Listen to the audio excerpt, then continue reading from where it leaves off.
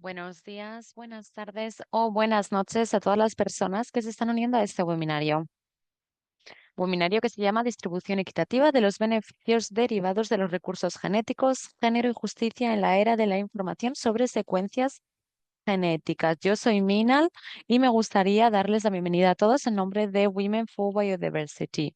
Además, también me gustaría reconocer que los colaboradores de este webinario son el Ministerio de Medio Ambiente del Gobierno del Perú y Third World Network. Así que agradecemos la colaboración.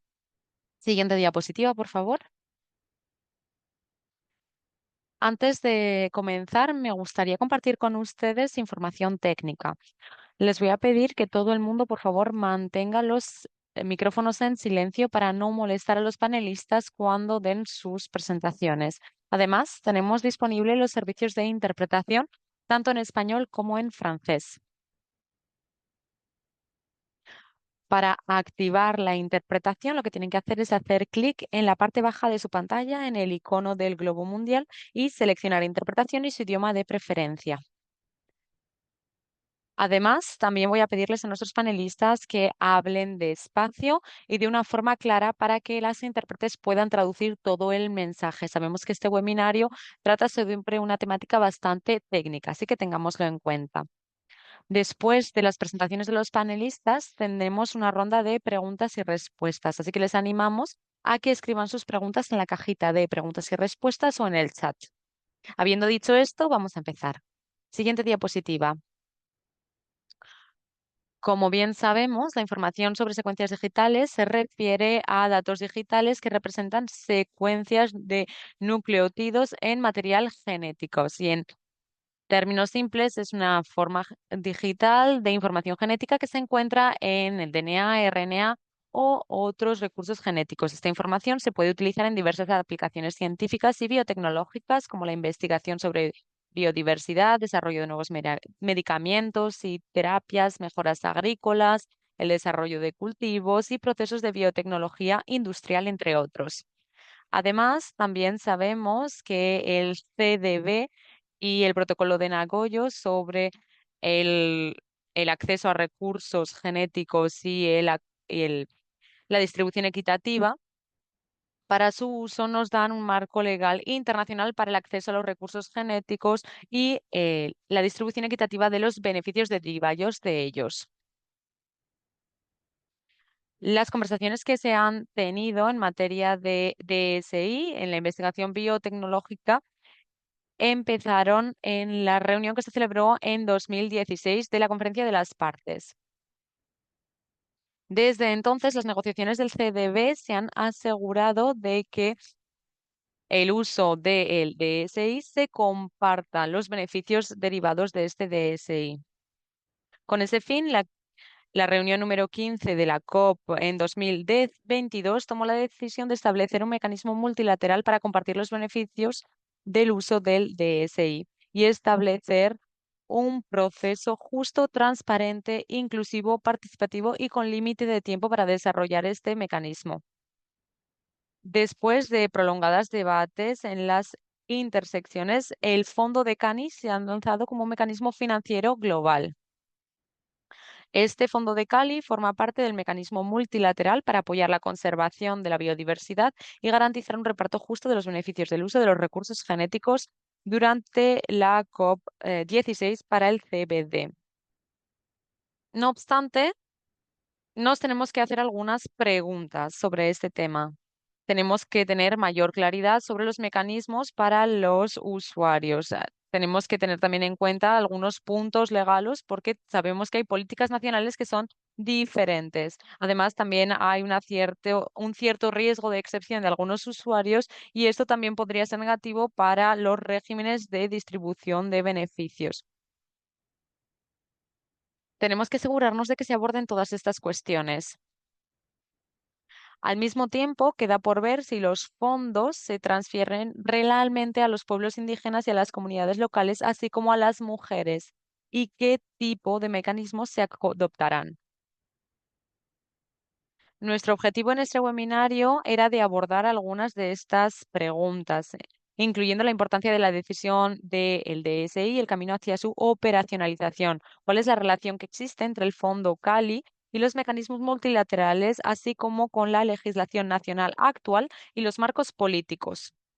¿Y cuál es el potencial de estas decisiones a la hora de beneficiar o afectar a la consecución de la meta 22 y 23, con especial atención a las necesidades de los pueblos indígenas, las comunidades locales, las mujeres y las niñas? Y para hablar de todos estos temas, tenemos a una serie de panelistas expertos que han estado trabajando en estas temáticas durante bastante tiempo. Y ahora me gustaría invitar al señor Nirten Ramakristan para hablarnos sobre la historia del desarrollo del DSI, sobre el CDB y el protocolo de Nagoya. Y también vamos a tener en cuenta la perspectiva de la sociedad civil. Nathan, me gustaría invitarle a que tome la palabra y también me gustaría presentarle. Nathan es investigador senior en Third World Network y tiene un título de posgrado en Derecho Internacional. Ha estado observando de cerca las negociaciones de la OMS para modificar el Reglamento Sanitario Internacional y también el nuevo acuerdo de pandemia desde su creación. Además, es representante de la sociedad civil en el grupo de trabajo abierto para la mejora del sistema multilateral en virtud del Tratado Internacional de Recursos Vegetales Genéticos para la Alimentación y la Agricultura. Además, representó a la Third World Network en el grupo asesor informal sobre el reparto de beneficios del uso de la información de secuencia digital sobre los recursos genéticos, trabajando bajo los auspicios del CDB. Muchísimas gracias, Nathan. ¿Puedo pedir autorización para compartir mi pantalla? Sí, perfecto. Me gustaría saludar a todos los panelistas con los que comparto esta sesión. Y voy a intentar ser breve. Voy a hablar sobre las negociaciones y en qué punto nos encontramos, sobre todo en materia de la distribución equitativa de los beneficios. No voy a profundizar en ninguno de estos puntos, pero solo mencionar que en la COP13, la decisión 16, decide examinar en su decimocuarta reunión las posibles repercusiones del uso de la información sobre secuencias digitales de recursos genéticos en los tres objetivos del convenio. Todos sabemos cuáles son estos tres objetivos. Después pasamos a la COP14 en 2018, donde se decide establecer un proceso basado en la ciencia y las políticas sobre la información sobre secuencias digitales. Y además, en esta COP se dicen que que, eh, cuando se accede a los recursos genéticos para su utilización, las condiciones mutuamente acordadas pueden abordar los beneficios derivados de la utilización comercial y o no comercial de la información sobre secuencias digitales de estos recursos genéticos de conformidad con las medidas nacionales aplicadas. Es que estos fueron algunas decisiones que se tomaron hace unos años, hace 6, 8 años. Además, tenemos que tener en cuenta también la justicia y la equidad. Vemos que estos temas, estas decisiones se centran más en las complejidades científicas y técnicas y no se centran tanto en la necesidad por la justicia y equidad. Después pasamos a la COP15 en 2022, donde las partes acuerdan que los beneficios derivados de la utilización de la información sobre secuencias digitales de recursos genéticos deben compartirse de manera justa y equitativa. Y se decide establecer un mecanismo multilateral para la distribución de los beneficios derivados de la utilización de la información sobre secuencias digitales de recursos genéticos, incluido un fondo mundial. Pero me gustaría volver a destacar algo en materia de la capacidad que tienen los estados para establecer medidas nacionales mientras dan acceso a los materiales genéticos para decidir qué es lo que ocurre con la información sobre secuencias digitales generados por estos materiales. La COP16 en este sentido hace una reafirmación sobre esto. En este caso, en 2024, se reconocen los derechos soberanos nacionales sobre la información sobre secuencias digitales, especialmente para legislar. además de operacionalizar el Fondo Global. Y hay diferentes elementos. La decisión de la COP16 es una serie, un conjunto inicial de modalidades que después se adoptarán en las siguientes COPs, la COP17 y las que vienen. Entonces, en este conjunto inicial de modalidades tenemos algunos elementos. No tenemos mucho tiempo para mencionarlos todos, pero sí que voy a destacar algunos elementos importantes, sobre todo el reconocimiento nacional de los derechos sobre la información sobre secuencias digitales. Después tenemos el fondo de Cali para operacionalizar la faceta monetaria del mecanismo multilateral. Y después también tenemos otros elementos sobre cómo la distribución monetaria tendría que provenir de usuarios de ciertos sectores y se mencionan algunos sectores. Hay algunas discusiones sobre los beneficios o repartos no monetarios, además del reparto de los beneficios monetarios. Y luego también se reconoce la responsabilidad de las partes en lo que respecta a las bases de datos y al alojamiento y patrocinio de las mismas. El hecho de compartir esta información de secuencia y también invita a las partes a utilizar el fondo de Cali, el mecanismo multilateral. La asignación de fondos se realiza mediante asignación directa a las partes y las partes pueden recaudar fondos a nivel nacional y compartirlos también con el Fondo Mundial. Las partes decidirán sobre la distribución posterior y la financiación de proyectos será un elemento de dicha distribución. También se creó un comité directivo para ocuparse de todas las partes de la operacionalización del mecanismo multilateral, incluyendo el Fondo Global. Y ahora me gustaría mencionar tres párrafos muy importantes de la decisión de la COP16. Yo creo que estos son los resultados más importantes. Esto básicamente es una invitación para ejercer los derechos. En 2016 nos dimos cuenta de que los gobiernos y los estados tienen derechos para establecer ciertas condiciones y obtener beneficios del uso de la información sobre secuencias digitales. Y ahora las partes se piden que tienen que llevar a cabo ciertas medidas para poder cumplir con la distribución de beneficios. Tienen que asegurarse de que las entidades que operan dichas bases de datos adopten medidas para garantizar la implementación efectivas. De nuevo, aquí no voy a entrar en detalle porque puede ser muy técnico, pero únicamente me gustaría destacar lo siguiente, lo que pone en estos elementos, en estos artículos. Y sobre todo tenemos que tener en cuenta lo que se ha desarrollado, porque tenemos una resolución, una decisión, es un instrumento de ley suave. Y por eso mismo, para cualquier organización internacional o partes, es muy difícil implementarlo. Tienen que acordar que sin prejuicio, que esto no tenga ningún prejuicio contra la legislación nacional. No obstante, tenemos algunos elementos que todavía está por decidir, por ejemplo, las modalidades adicionales, las excepciones, cómo se va a producir el comparto de beneficios, etcétera, etcétera. Es decir, hay ciertos elementos que se tienen que debatir, ideas que se tienen que invitar y debatir, por ejemplo, los órganos subsidiarios, etcétera, etcétera. Y ya la última pregunta que me dijeron que tenía que abordar eh, eran las preocupaciones sobre el medio ambiente y la justicia social. Así que vemos que hay ciertos grupos de presión que están difundiendo una narrativa falsa sobre la gobernabilidad de los datos. Esto puede ser un problema para nosotros. Hemos visto algunos informes que nos dicen cómo se van a utilizar los datos para asegurar esta justicia equitable entre los países en vías de desarrollo y países desarrollados. Además, una de las principales razones por las que se desarrolló el régimen ABS fue para garantizar la regulación y la supervisión más que para compartir los beneficios económicos. Los redactores originales de los países en desarrollo eran muy conscientes del peligro de los regímenes ABC porque derivarían en una financiación de los recursos genéticos y para contrarrestarlo desarrollaron un marco ABS basado en los derechos soberanos y de las comunidades indígenas y locales. Si un mecanismo multilateral se centra únicamente en la contribución monetaria, no es más que la financiarización de los recursos genéticos. La idea es que cualquiera pueda compartir la información sobre secuencias digitales con quien quiera y Esto es muy importante y que cualquier organismo pueda utilizarlo siempre que haga una donación benéfica al Fondo Mundial.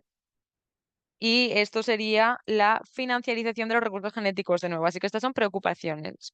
Los compromisos vinculantes para la distribución de beneficios monetarios y no monetarios, como el acceso a productos médicos, distribución de derechos de propiedad, la distribución de pueblos indígenas, etcétera, deben formar parte de los acuerdos de uso de datos. De lo contrario, se tratará de, de un problema de justicia. Y aquí me gustaría mostrarles lo que les estaba mencionando el principio del artículo 15, que dice que cada parte contratante procurará crear condiciones que faciliten el acceso a los recursos genéticos para usos ambientalmente sostenibles. Y tenemos que tenerlo en cuenta, sobre todo en el mecanismo multilateral. Además, el artículo 1 del objetivo nos dice el acceso adecuado a estos recursos y una transferencia apropiada de las tecnologías. Mi principal preocupación es que a la hora de desarrollar este mecanismo esto vaya en contra del artículo 15. Además, que las medidas de compromiso de beneficio que no sean vinculantes pueden comprometer beneficios no monetarios, pero esto no nos asegura garantizar los beneficios que provienen del acceso a diferentes informaciones sobre secuencias digitales. Y esto, por supuesto, afecta también a al caucus de mujeres, porque si se dan cuenta de las dos fotografías que aparecen en la pantalla, pues hablamos de ciertos informes para prevenir el cáncer. Entonces, el valor de las medicinas que se utilizan son muy, muy elevados. Por eso mismo, tener las medidas adecuadas pueden asegurar tener un acceso equitable a estos medicamentos. Y después tenemos otro informe que también sigue recalcando en la importancia que tiene tener un acceso a los recursos genéticos, así como a la información sobre secuencias digitales y la importancia que tiene la distribución equitativa de los beneficios derivados de los mismos. Tenemos que saber quién está desarrollando qué y tenemos que obligarles a que el acceso sea justo y equitable a estos productos para que así la comunidad tenga acceso a ellos. Y ya la última preocupación es la siguiente, que si tenemos un sistema de distribución de información sobre secuencias digitales que no está regulado, no podemos asegurar el acceso a los investigadores de todo el mundo sin discriminación. Tenemos por diferentes grupos de investigadores, por ejemplo, y tenemos aquí el ejemplo de China, tendríamos también el ejemplo de Cuba, de Irán, de Venezuela que no tienen acceso a ciertas bases de datos desde que, por ejemplo, Trump llegó al poder o incluso durante el mandato de Joe Biden, pues también había algunos países que tenían prohibido el acceso a ciertas bases de datos. Y ya, última diapositiva, ¿cuáles son las preguntas que tenemos que plantearnos como caucus de mujeres y sociedad civil? Tenemos que saber qué es lo que tenemos que hacer. Ahora lo que vemos es que las partes están invitadas a hacerlo.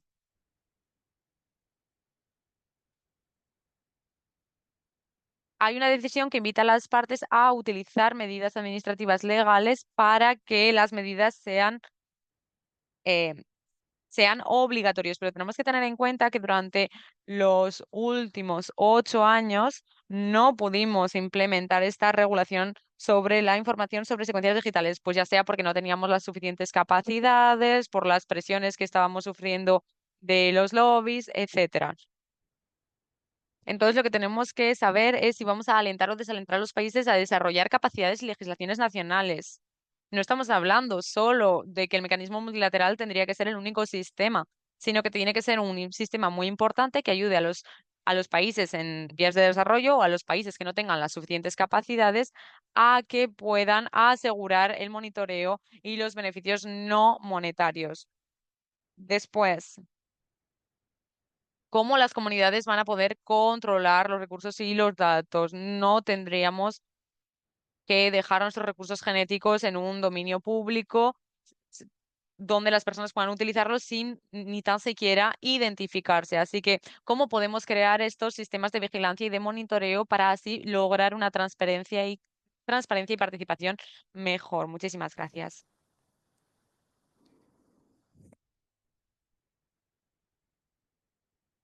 Muchas gracias, Netín. Sí, ha sido muy bien de tiempo y gracias por explicar las decisiones de forma más clara y también mostrar qué es lo que va a suceder a continuación. Y bueno, también los diferentes puntos que has destacado, por ejemplo, el hecho de compartir datos, la importancia de estos beneficios de hacer el seguimiento y cómo aseguramos un acceso equitativo junto a los gobiernos, porque debemos asegurar a que se tiene en cuenta este reparto. También gracias por destacar las, las precauciones que debemos tomar a medida que avancemos. Muchas gracias, Nitin. Espero que haya más preguntas del público eh, para que puedas contestarlas luego. Pasamos a nuestro siguiente panelista, señor David Eduardo Garro,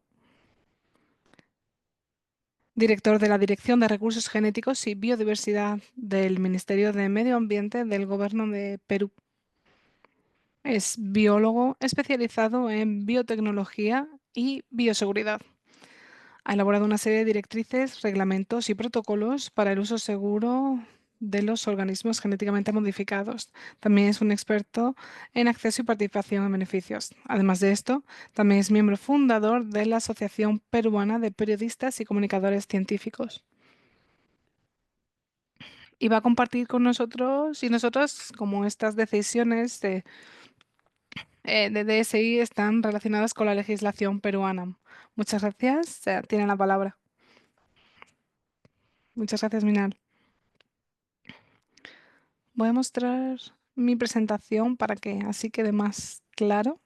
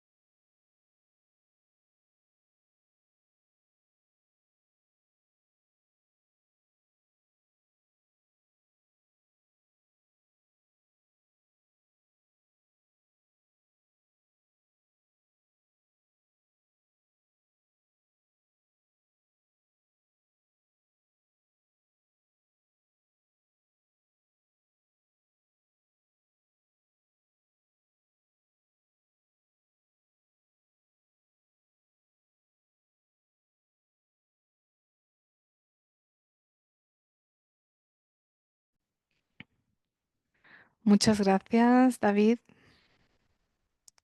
por compartir las complejidades que viven las partes del sur global, sobre todo en cuanto a la regulación del acceso, especialmente, aunque estos son recursos físicos, sí que tienen un acceso regulado, al final se presentan diferentes partes y lo complicado que es hacer seguimiento, por ejemplo, de los usuarios que acceden, cómo asegurarnos de que contribuyen a estos mecanismos, las diferencias que existen entre el norte global y el sur global. Así que muchísimas gracias de verdad por habernos permitido ver a través de los ojos de las partes también.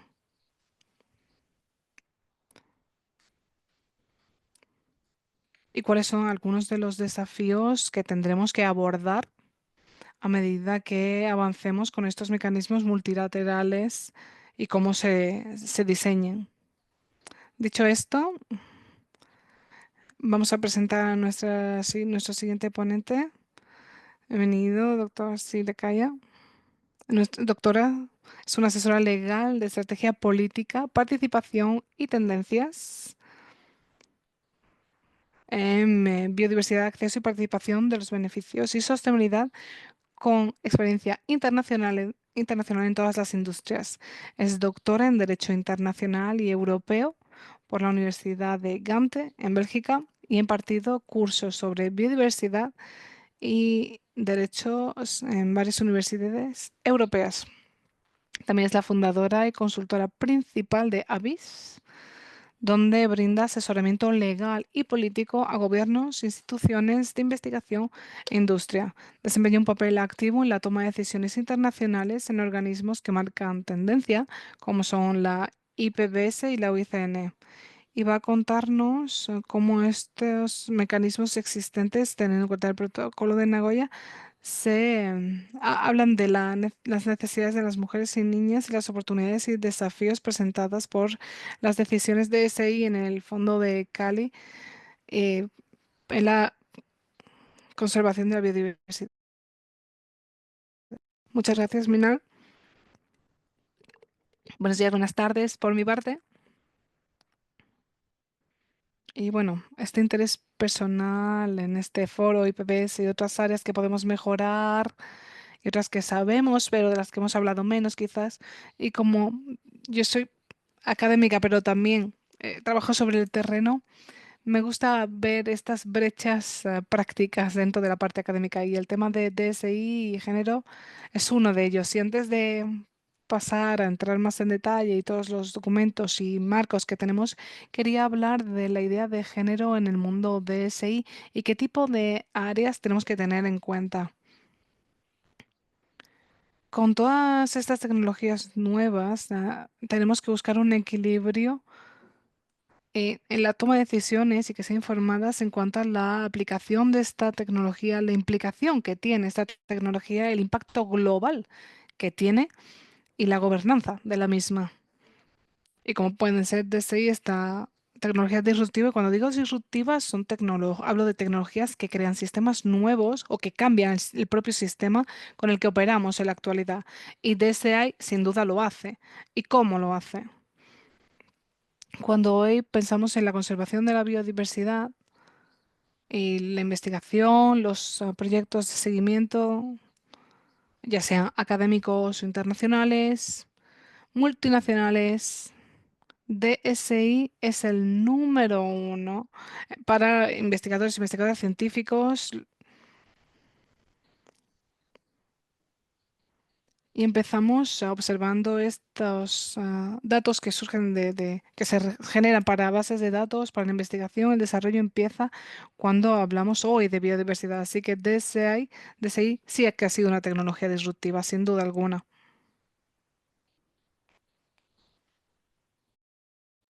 Y cualquier innovación disruptiva que tenga un impacto global, pues por supuesto que tiene un potencial de tener consecuencias que esperamos y que no esperamos. Cualquier nueva tecnología que crea un nuevo sistema de aplicaciones y que se integre a los sistemas que ya existen, pueden tener estas consecuencias y por eso mismo tenemos que pensar cuáles son las implicaciones que tiene una nueva tecnología desde un punto de vista más holístico. Sabemos que pensar en los sistemas ya formaba parte del CDB porque hay una parte integral del marco de la diversidad biológica porque este marco se basa en la teoría del cambio. Y esta teoría del cambio destaca la necesidad de llevar a cabo acciones políticas urgentes utilizando un enfoque que se base en toda la sociedad. Entonces, el marco de la, diversidad biológica de Kamen Montreal está guiado por las dimensiones sociales, económicas y ecológicas de la biodiversidad. Este enfoque interconectado es el que nos tiene que guiar hacia nuestro objetivo, que es vivir en armonía con la naturaleza de aquí a 2050 e intentar lograr los tres objetivos del CDB. A través de estas negociaciones, las partes han reconocido que la información sobre secuencias digitales tiene el potencial para poder alcanzar estos tres objetivos, que son la conservación de la biodiversidad, el uso sostenible de sus componentes y la distribución equitativa y justa de los beneficios. Además, también han reconocido que las contribuciones de las mujeres son muy importantes a la conservación de la biodiversidad, ya sea a través del texto del CDB, el protocolo de Nagoya y muchas otras decisiones de la COP. La decisión ITO 15/9 sobre la información sobre secuencias digitales, sobre todo cuando habla de las prioridades y las necesidades de capacidades de las mujeres, nos demuestra que la información sobre secuencias digitales nos permite ver la biología a través del mundo de los datos. Y yo he mirado los datos desde el punto de vista del género y quería saber qué estaba disponible para nosotros. Yo quería entender la gobernanza que tenemos a través de los datos, porque los datos es algo muy popular hoy en día.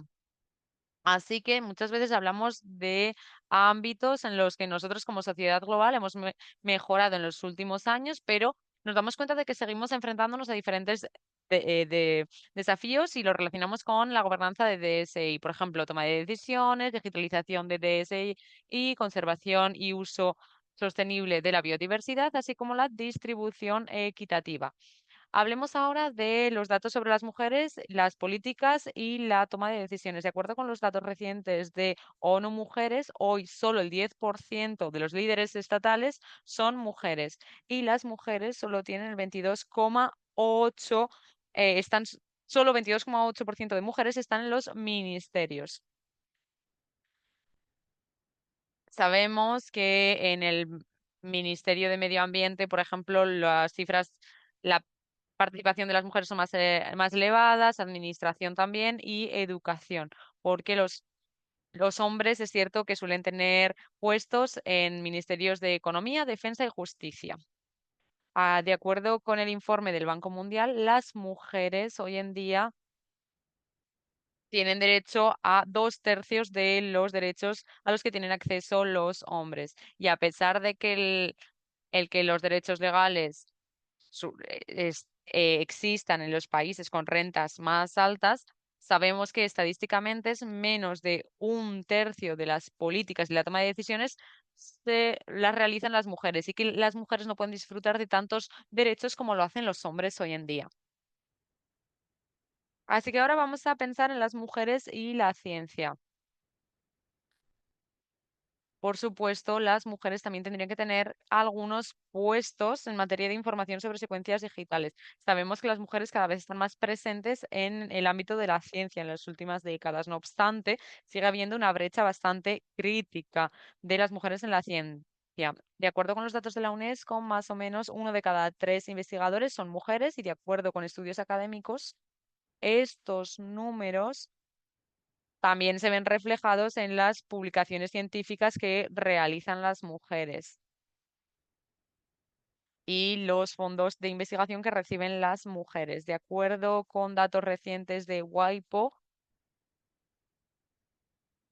las mujeres solo publican el 23% de las patentes globales. Sabemos que el tema de la biotecnología y la farmacéutica son dos ámbitos en los que las mujeres siguen sin estar muy presentes. Por eso mismo nos damos cuenta de que las políticas y la toma de decisiones tampoco están presentes en la ciencia para las mujeres. Hablemos ahora de la conservación de la biodiversidad. En este caso, las mujeres están muy poco representadas. De acuerdo con la literatura científica, esto es debido a las estructuras dependientes de conservación, los recursos naturales, lo cual impide a las mujeres que participen en la toma de decisiones. A pesar de que la literatura científica reconoce la importancia de integrar las acciones con perspectiva de género dentro de la conservación y la gestión de los recursos naturales. No obstante, muchos estudios demuestran que una mayor representación de las mujeres nos llevarían a una distribución más equitativa de los beneficios y mejorarían los resultados de conservación. Y muchos estudios lo relacionan con el hecho de que las mujeres han pasado más tiempo gestionando los recursos naturales. Además, las mujeres no conocen correctamente cuáles son sus puestos, tienen una falta de acceso a la información, tienen también una falta de acceso a la educación, así como a la tenencia de las tierras. Ahora vamos a hablar sobre las mujeres en la conservación, carreras de conservación. Las investigaciones nos demuestran que las mujeres suelen ocuparse de tareas administrativas y que los hombres suelen ocuparse de tareas de liderazgo, donde hay que tomar riesgos o trabajo sobre el terreno. Entonces, ¿qué hacemos con estos datos? Pues ahora podemos echar un vistazo a los marcos. ¿A qué nos dicen los marcos cuando pensamos en la perspectiva de género, la equidad de género y la información sobre secuencias digitales? Y en este caso yo me refiero al CDB, al protocolo de Nagoya, al marco Cumming-Montreal, así como a los términos de referencia del Fondo de Cali, así como el grupo de expertos ad hoc de la metodología asignada. Y nos damos cuenta de que hay muchas referencias que se hacen sobre la importancia del papel que desempeñan las mujeres en la conservación de la biodiversidad dentro del CDB. Empezamos, por ejemplo, en la Agenda 21 de 1992. Sabemos que la perspectiva de género es esencial para el CDB. Además, la meta 23, la sección C del marco Cumming-Montreal nos piden que tengamos en cuenta todas las metas y que integremos la perspectiva de género en cada una de las metas. Y esto es lo que tenemos que hacer. Necesitamos implementar un enfoque holístico para que la implementación del marco tenga éxito. Y ahora voy a volver a mencionar el protocolo de Nagoya. El preámbulo reconoce el papel tan esencial que las mujeres desempeñan. Además, también destaca la importancia de una participación plena de las mujeres en todos los niveles de toma de decisiones y en la implementación de la conservación de la biodiversidad. Y lo mismo ocurre con el artículo 22 del protocolo. En este artículo se destaca las necesidades de capacidad y las prioridades de las mujeres y el hecho de mejorar las capacidades de las mujeres dentro de los pueblos indígenas y las comunidades locales. Después, en la COP, la decisión 16/2, nos damos cuenta de que se reconoce que las mujeres y la juventud dentro de los pueblos indígenas y las comunidades locales tienen que tenerse en cuenta a la hora de asignar y movilizar fondos y también se tienen que respetar sus derechos. Después, si echamos un vistazo a los términos de referencia del Fondo de Cali y del grupo de expertos ad hoc, nos damos cuenta de algunos criterios que también mencionan. Son criterios que después se presentarán en la COP17. Entre ahora y la COP17, el comité directivo tiene que determinar la fórmula basándose en los mismos criterios. Y nos hacemos la misma pregunta. ¿Qué podemos hacer con toda esta información, con todos estos datos y todos los marcos que ya tenemos? Las políticas globales y la toma de decisiones priorizan los datos y la información sobre secuencias digitales son muy útiles para generar datos en el mundo biológico. Sabemos que el mundo no son solo datos. No obstante, la realidad de la tendencia que estamos observando hoy en día son datos. Y necesitamos más datos desagregados o separados por género, porque tener estos datos separados por género hace que las mujeres sean más visibles, demuestran que las mujeres también forman parte de la operacionalización de la información sobre secuencias digitales. ¿Hasta qué punto trabajan con la información sobre secuencias digitales? ¿Hasta qué punto se benefician de la generación de la DSI? Y los indicadores 23 están intentando alentar por estos datos desagregados de género. Es muy importante que conozcamos qué quiere decir la información sobre secuencias digitales en materia de género, porque podemos tener ciertos datos. Al principio de mi discurso,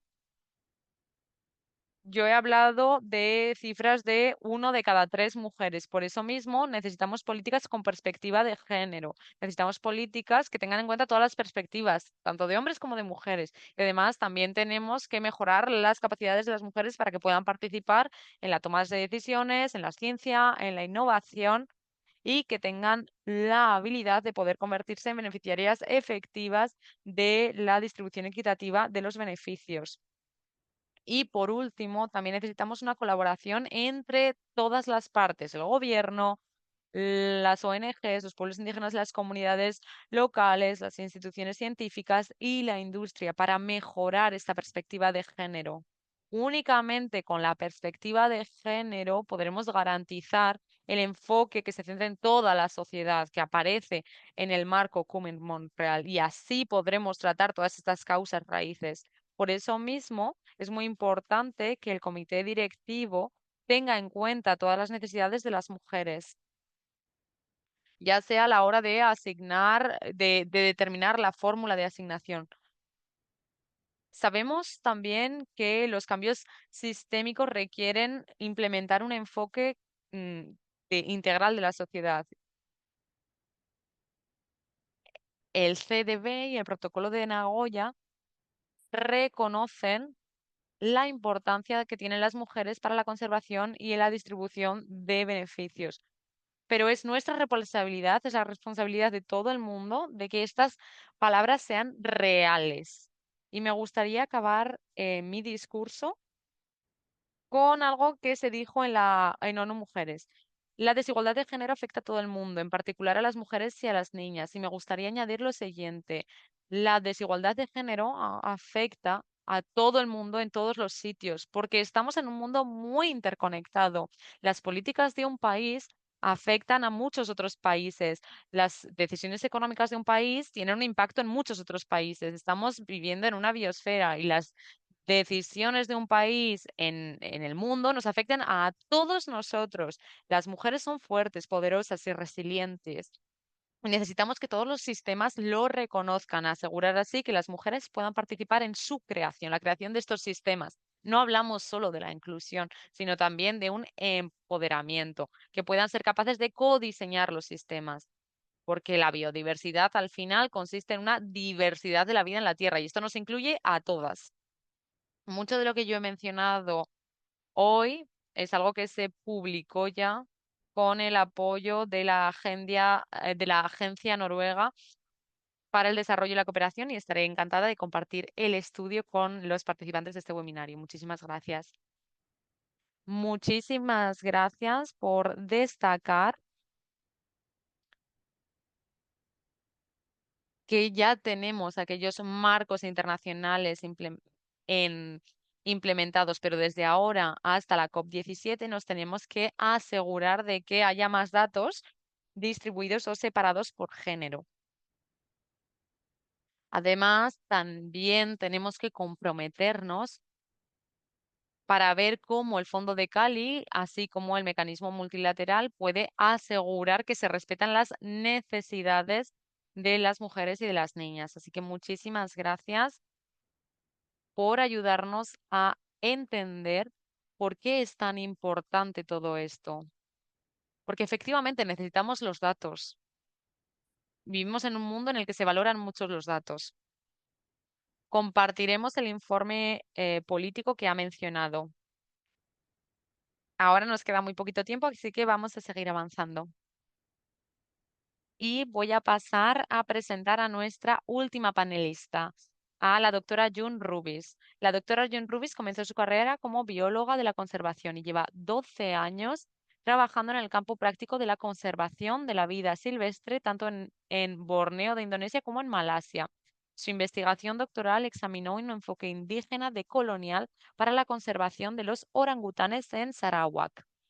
Además, también es la copresidenta del Consejo Global para documentar los territorios de la vida para el consorcio ITICA y es la cofundadora de Building Initiatives in Indigenous Heritage, que es una empresa social. También forma parte del comité directivo del Mecanismo Multilateral para la Distribución Justa y Equitativa de los Beneficios del Uso de la Información sobre Secuencias Digitales en recursos genéticos, donde representará a los pueblos indígenas y a las comunidades locales de Asia. Así que va a hablarnos sobre la importancia de DSI y el Fondo Cali para los pueblos indígenas y las comunidades locales. Y además también va a mencionar sobre algunas de las consideraciones que tenemos que tener en cuenta.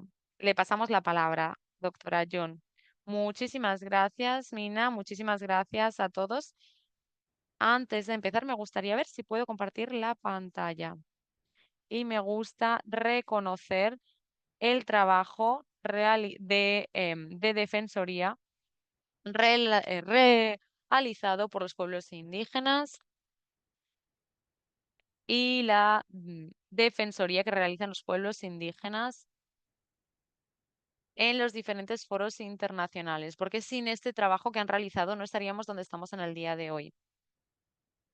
En primer lugar, me gustaría comentarles un contexto para que entiendan por qué es tan importante tener en cuenta a los pueblos indígenas y a las comunidades locales.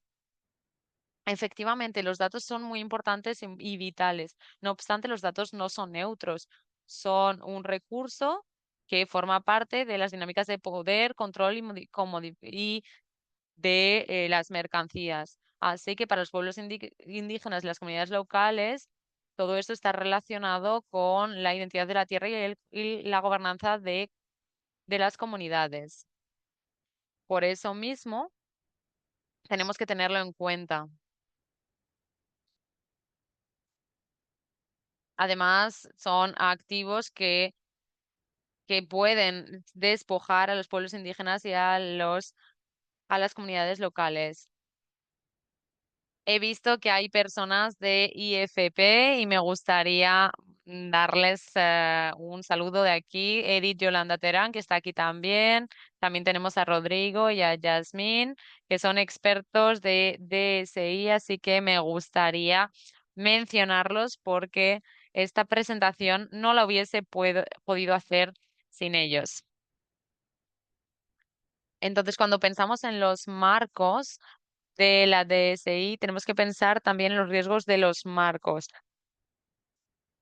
Hemos escuchado ya a los panelistas, porque los marcos suelen priorizar la accesibilidad de los datos y la operatividad, pero no tienen en cuenta el contexto cultural de donde provienen esos datos. Así que la preocupación es cuando la extracción digital de este conocimiento se despoja de la comunidad originaria y sin tener en cuenta la gobernanza de los pueblos indígenas y las comunidades locales. Y podemos pensar, por ejemplo, en los datos de las plantas medicinales, de los territorios indígenas que se digitalizan y se suben a bases de datos globales donde se pueden acceder y se pueden comercializar sin preguntar por el permiso de los pueblos indígenas. Por eso mismo es muy importante tener en cuenta estos datos, porque se está produciendo una extracción colonial, pero de forma digital. Siguiente diapositiva, por favor. Ah, no, lo hago yo, perdón. Vale, ya. Cuando hablamos de a qué nos referimos con expandir y este contexto. Bueno, muchas gracias por hablar de esta legislación internacional, ya que teniendo en cuenta estas intervenciones, lo que vemos como resultados Está sin prejuicio de la legislación nacional. Es que vemos un refuerzo de los países, de los derechos de los países para gestionar los DSI en estos marcos. Esto solo se aplica bajo condiciones muy concretas, por ejemplo, cuando los datos están disponibles de forma pública o no forma parte de los términos de acuerdo mutuo o no son parte de los acuerdos internacionales. También voy a hablar de estas reclamaciones, teniendo en cuenta la genética y que se refiere a diferentes poblaciones concretas, tiene en cuenta las partes interesadas y los diferentes acuerdos. Sin embargo, este enfoque, teniendo en cuenta los diferentes marcos, cuando estos datos genéticos se convierten en abstractos de este contexto original, haciendo que sea más complicado hacer el seguimiento con diferentes empresas biotecnológicas y que no están directamente relacionadas con recursos genéticos o con estas reclamaciones y la fragmentación de las políticas. Cuando estos marcos se expanden de forma global y no hay mecanismos para estas reclamaciones de ascendencia en cuanto al reconocimiento informado. Así que ahora nos centramos en los recursos, los territorios, los territorios y los recursos genéticos.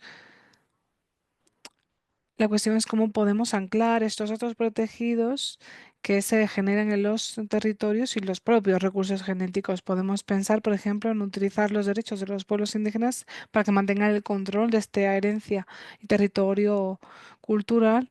Y también se puede extender a los DSI bajo el UNDRIP y el protocolo de Nagoya, estableciendo de esta forma am, normas para estos marcos ABS, para todo lo que son secuencias genéticas para paliar esta brecha y estos marcos nacionales. Escuchábamos el ejemplo de Perú, por ejemplo, países en los que tratan de paliar esta brecha, tienen su propia legislación, pero en muchos casos, pues que esta sea inconsistente y que no incluya estos datos. Además, la vulnerabilidad de esta apropiación. Cuando abstraemos esta parte genética, crea una cierta vulnerabilidad cuando el dato se circula y ya no está ligado al punto de origen y que se desacopla de los territorios. Estos datos digitales pueden utilizarse y patentarse sin el involucramiento, sin involucrar a las poblaciones originales, teniendo en cuenta estos protocolos o el reparto de los beneficios, los recursos que se protegen en estos acuerdos ABS y que entran también en las partes legales, permitiendo sin dar reconocimiento o compensación en esta minería de datos. Las empresas están añadiendo además o creando estos productos comerciales sin contar con la participación o compensando a aquellos que ostentan el conocimiento. Al final hay muchas implicaciones para los pueblos indígenas y comunidades locales, incluyendo extracción de conocimiento, falta de reconocimiento sin reconocer de forma explícita o limitar el uso o el reparto de los beneficios, además de menos oportunidades, por supuesto. Sí, la importancia de la extracción de los recursos, la falta de oportunidades para la soberanía mundial. Con estos datos bioculturales, con los beneficios de las diferentes empresas que combina los avances en DSI. Así que hay diferentes implicaciones que hay que tener en cuenta. Las decisiones de las últimas reuniones fueron muy significativas porque reconoce un papel muy importante de los pueblos indígenas y las oportunidades en conservación. ¿Podrías ir un poco más despacio porque es difícil para las intérpretes? Bueno, el significado y las comunidades locales y los pueblos indígenas, comentábamos que trabajamos de la mano de las partes y los gobiernos y esto es de vital importancia y es por ello también por lo que en esta decimosexta reunión las directrices operativas sobre el funcionamiento del Fondo de Cali se adoptaron. Entonces, como se mencionaba, y la operacionalización de los mecanismos y el reparto de beneficios. Bueno, así sería en cuanto a los criterios de contribución. Como podéis ver, las entidades con activos superiores a 20 millones de dólares, ventas de más de 50 millones o beneficios de más de 5 millones. Se espera una contribución de un 1% de los beneficios, un 0,1% de los ingresos y depende del sector, por supuesto. Y se habla del reparto de beneficios, pero no del reparto de los beneficios monetarios, como pueden ser las capacitaciones, la protección, el intercambio de conocimiento. Y la mitad de los fondos, el 50%, debe asignarse para pueblos indígenas y comunidades locales, o por medio de ahí directamente o por instituciones identificadas por los mismos para dar capacitación y para diferentes iniciativas. En las próximas reuniones para la COP17 se seguirá hablando de las contribuciones y cómo debería reevaluarse. Por supuesto, estas fórmulas de asignación de fondos. Se habla de una cuestión técnica y se em, mostrará cómo se hará esta asignación y qué significará.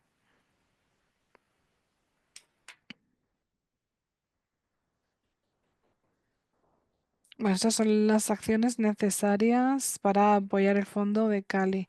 Para el uso de los DSI, tienen que compartir los beneficios derivados del uso de los DSI de manera justa y equitativa. En cuanto a operadores de bases de datos, deben garantizar que la información se ponga a disposición del público de manera transparente y responsable. Para partes y gobiernos, deben aplicar medidas o normativas o legislativas para incentivar a las entidades a contribuir al fondo de Cali. Y para las partes y particulares, deben designar o establecer entidades nacionales para recibir y distribuir los fondos e informar sobre su uso. El fondo de Cali lo implementa un fondo multipartes que también forma parte de este comité del fondo de Cali. Como se mencionaba, existe un comité directivo del Fondo de Cali con 15 miembros designados por las partes, 3 de cada región, 7 miembros de los pueblos indígenas y comunidades locales que representan a las diferentes culturas, uno de cada región sociocultural y 2 miembros de entidades de las Naciones Unidas, además de observadores de la sociedad civil, del sector científico y del sector privado. La obligación es supervisar que el Fondo de Cali desembolse los fondos de acuerdo con las modalidades establecidas, orientar también las operaciones de la Secretaría del Mecanismo Multilateral, informar y asesorar la conferencia de las partes, además de elaborar un proyecto de metodología para examinar la eficiencia del mecanismo multilateral.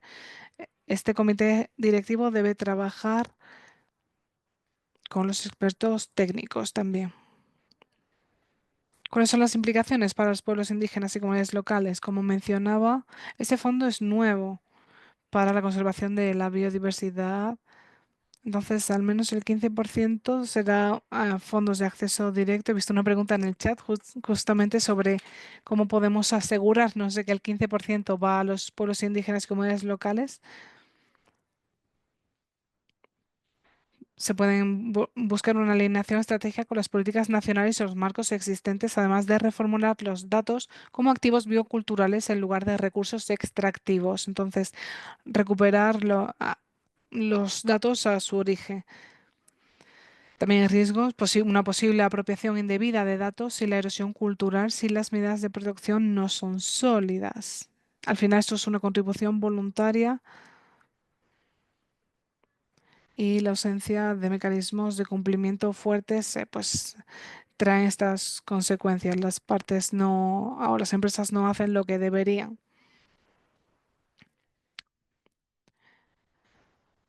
Los componentes fundamentales del mecanismo multilateral.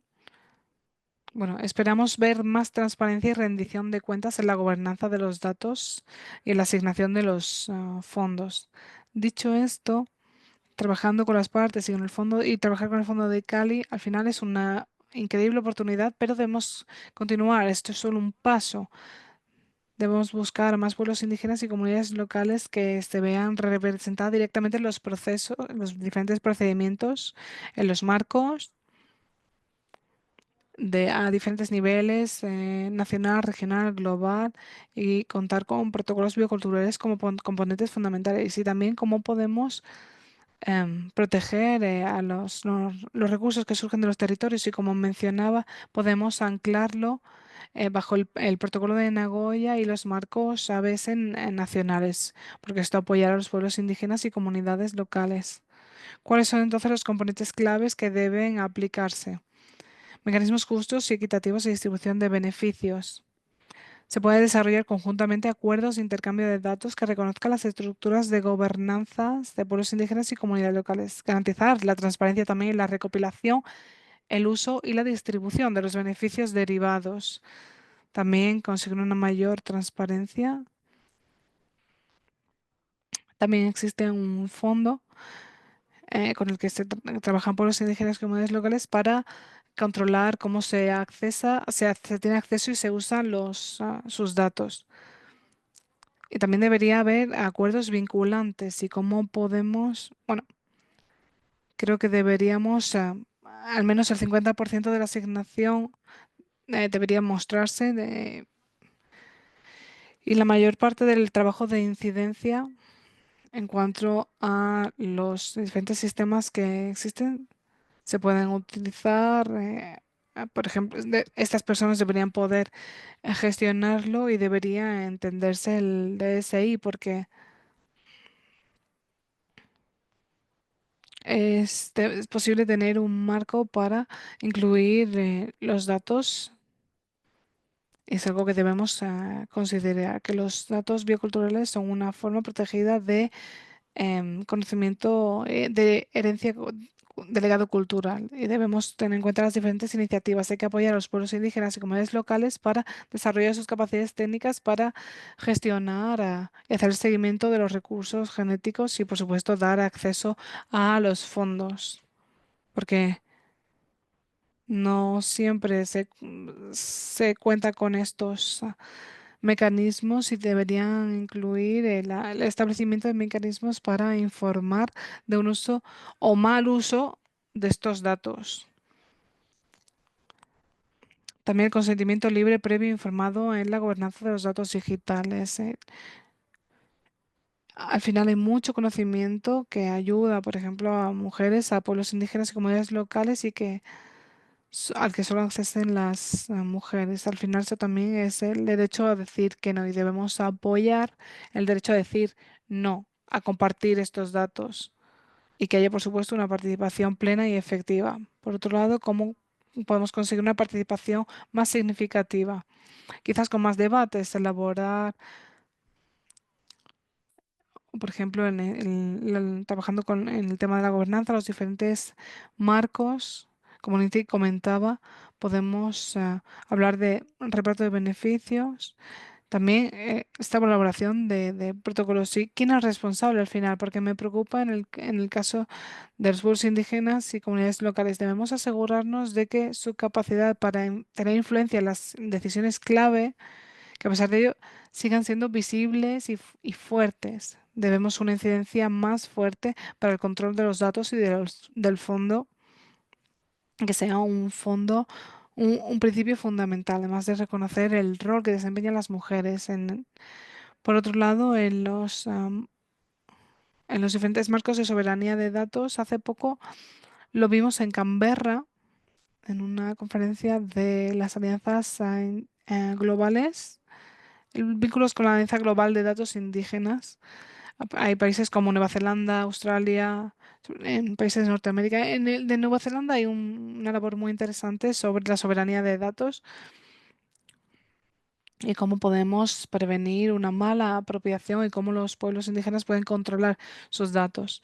En cuanto a la creación de capacidades, los pueblos indígenas y comunidades locales deben estar preparados con sus propios protocolos, y cómo podemos asegurar que nuestros datos genéticos se gestionan y se monitorizan teniendo en cuenta una serie de protocolos bioculturales. y que no haya una mala apropiación de los mismos. Y también seguir apoyando los protocolos de las comunidades para la gestión de DSI. Y creo que eso sería todo un llamamiento a la acción, que se reconozca, reiterar que la cuestión es cómo usamos los datos y te estaba pensando también en las diferentes dinámicas que existen. Creo que puedes tener a toda la sociedad, pero hay que tener en cuenta los pueblos indígenas y comunidades locales. Debemos trabajar juntos y juntas en ello. Gracias.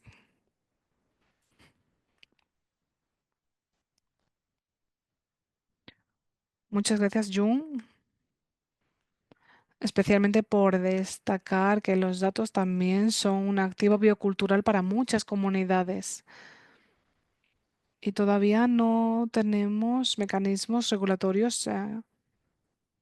Hablabas de ascendencia, del tema de ascendencia, por ejemplo, y cómo de estos mecanismos al final fallan cuando tratamos de conseguir, de tener mecanismos de control. Pero muchísimas gracias por abordar algunas de estas preocupaciones y también al resto de ponentes. Tenemos ahora una tarea ingente, sobre todo los del comité em, directivo, a la hora de asegurar de que algunas de estas preocupaciones que comentaban nuestros panelistas, que efectivamente se aborden a medida que tengan lugar estos debates en los próximos 2 años. Así que sí que tenemos algunas preguntas. Vamos a ellos, si os parece. Jun ya ha respondido a algunas de ellas, cómo aseguramos este 50% de beneficios y que efectivamente se reparta con los pueblos indígenas y las comunidades locales. Tenemos esta pregunta por un lado. Había otra pregunta para David. ¿Qué capacidades tecnológicas existen en Perú en este momento para hacer seguimiento y cómo pueden fortalecerse?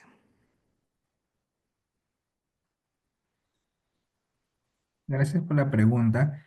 Eh, bueno, capacidades tecnológicas hoy en día para, para generar información digital de secuencias sí las hay, ¿no? No solamente en el país, sino fuera del país, a veces es mucho más económico enviar las muestras fuera para que las secuencien y ya aquí en el país se carga dentro de los repositorios específicos. El reto es cómo monitoreamos el acceso, el uso de esa información genética que está en estas bases de datos públicas. Todo lo que se requiere aquí es capacidades en programación, en bioinformática, para que se puedan generar alertas. Como son bases de datos públicas abiertas, puede, digamos, ser interoperable con ciertas herramientas bioinformáticas, tecnológicas que nos permitan generar alertas cuando haya algún tipo de carga o descarga de una información de alguna especie que sea nativa o endémica de un determinado país, por ejemplo, como el Perú, ¿no? Podemos tener una lista de especies nativas o prioritarias al menos, y que cada vez que se genere una secuencia sobre esa especie, genere una alerta que le llegue a un punto de verificación específico que habría que también implementar. ¿No? Entonces, las herramientas existen, la tecnología existe. Creo que aquí lo que falta es un poco más de proactividad por parte, digamos, de los que gestionan las bases de datos públicas. Ellos tienen todo el expertise.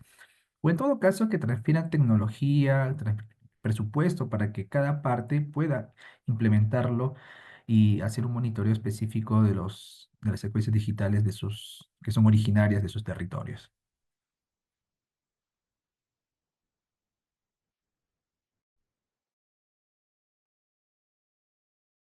Muchísimas gracias, señor David. Y ahora tenemos otra pregunta más.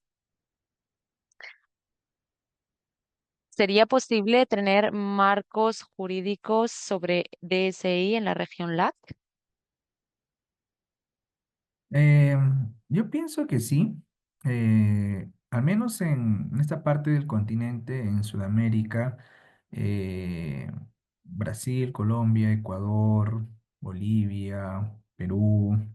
Contamos con cierto tipo de legislación, algunos de ellos más básicas que otros, otros mucho más avanzadas, pero es a nivel del acceso a los recursos genéticos, del material físico, ¿no?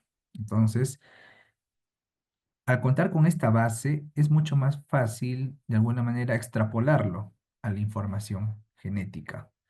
Entonces, hay negociaciones a nivel del Tratado de los Países Amazónicos, por ejemplo, para establecer algún tipo de régimen común que haga también, o que cubra también el uso de la información digital de secuencias.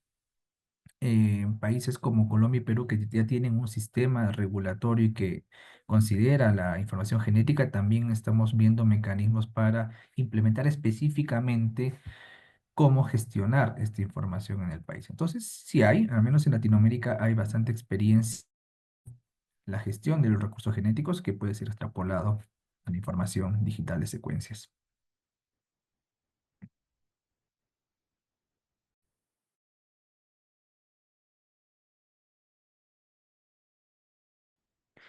Muchísimas gracias, señor David. Veo que Nathan ha levantado la mano. Sí, muchísimas gracias, Mina. Yo quería responder también a la primera pregunta. En este caso no voy a hablar de forma específica sobre Perú, pero me gustaría destacar un par de cosas, porque el grupo de África, en la reunión del grupo, propusieron tener una base de datos multilateral para compartir el DSI. Y esto quiere decir que tenían una propuesta para los países en vías de desarrollo que les faltan capacidades para que pudiesen gestionar sus propios sistemas de ABS o sus bases de datos nacionales. Así que era una propuesta bastante interesante y me gustaría volver a destacar que en mi presentación dije que ya existían bases de datos que están disponibles públicamente, pero esto no es cierto, porque pertenecen a ciertos gobiernos y las políticas pueden cerrar el acceso a estas bases de datos.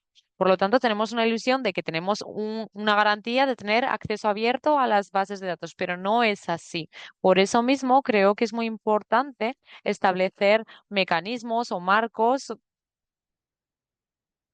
para así poder unir ciertas bases de datos y tener y que todas las partes sean responsables.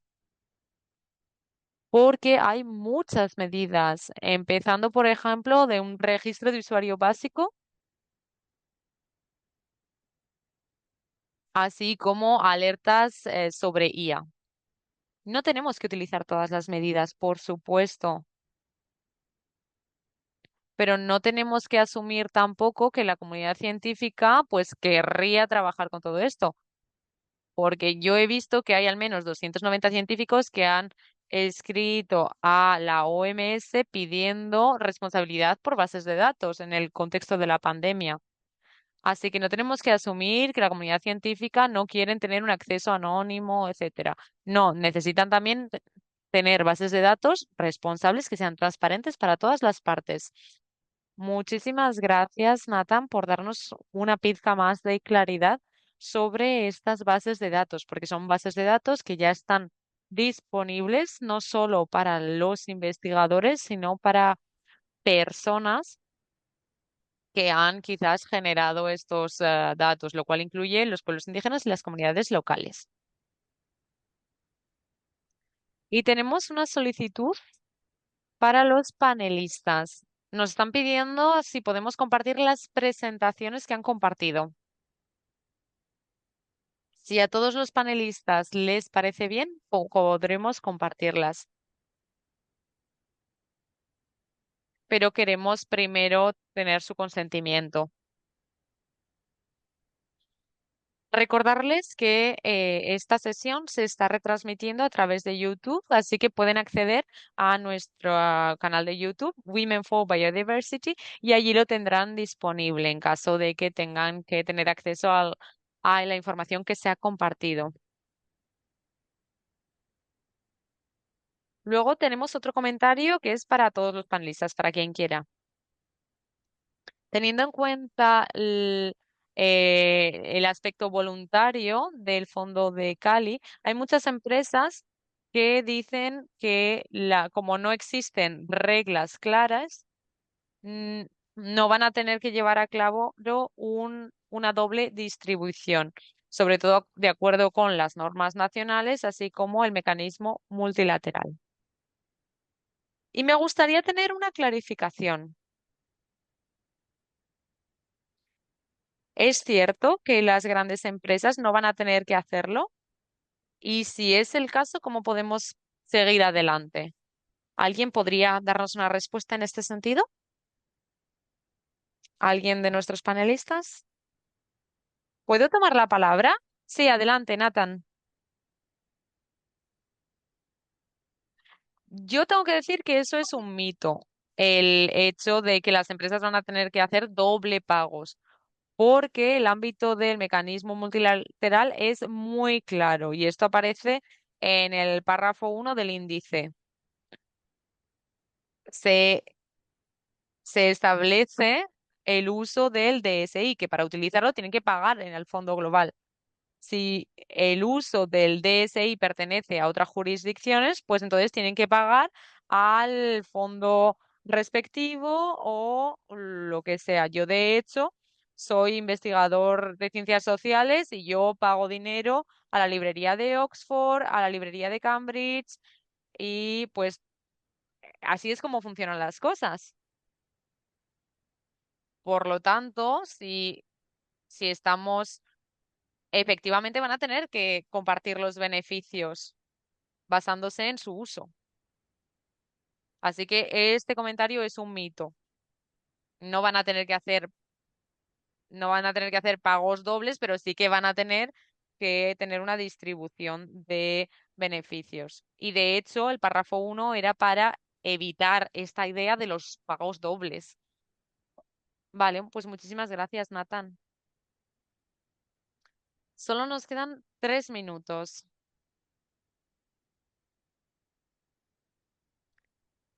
Así que me gustaría darles las gracias a los panelistas. Muchísimas gracias por aceptar el desafío de compartir información con mucho detalle en el poco tiempo que les hemos dado. Es un tema que genera mucho interés, que nos preocupa mucho también. Sabemos que algunos de los temas que hemos mencionado se seguirán debatiendo en los próximos meses. Además, hay diferentes elementos que tenemos que tener en cuenta en este ámbito. Hemos intentado abordar algunos. Hemos tenido a personas que los han analizado desde diferentes puntos de vista, entre nuestros panelistas del día de hoy, por supuesto. No obstante, soy consciente de que habrá más preguntas y se las plantearemos.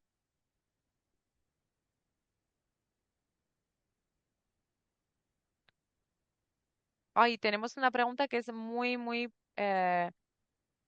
profunda. Así que si alguien puede escribirlo en el chat, quizás podemos seguir avanzando. Sumina, ¿necesitamos algo más del punto de vista de la comunicación? Muchísimas gracias, Minal. Me encantaría que todo el mundo encendiese sus cámaras para que nos tomásemos una foto.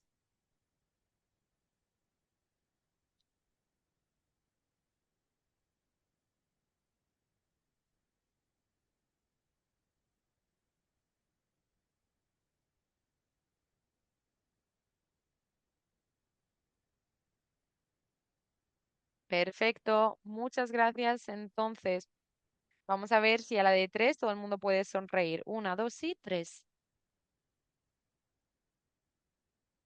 Perfecto, vamos a hacer una foto más. Muchísimas gracias a todos y a todas. Muchísimas gracias a nuestros colaboradores, a Third World Network y al Ministerio de Medio Ambiente del Perú. Además, dar las gracias también a nuestros panelistas. Vamos a intentar garantizar que nuestras presentaciones estén disponibles, ya sean a través de nuestra página web o a través de nuestro canal de YouTube, perdón, para que puedan tener acceso. Como hemos dicho, se ha retransmitido la sesión a través de YouTube, así que pueden volver a ver el webinario. Muchísimas gracias a los panelistas y a nuestras queridas intérpretes por haber realizado un trabajo tan extraordinario. Muchísimas gracias también a todas las personas que han hecho que este webinario sea posible haciendo esas preguntas tan interesantes. Nos vemos muy pronto en otro webinario. Muchísimas gracias. Gracias. Muchas gracias, David. Muchísimas gracias por la organización. Muchísimas gracias y me disculpo por haber tenido tan poquito tiempo. Esperamos poder realizar otras sesiones.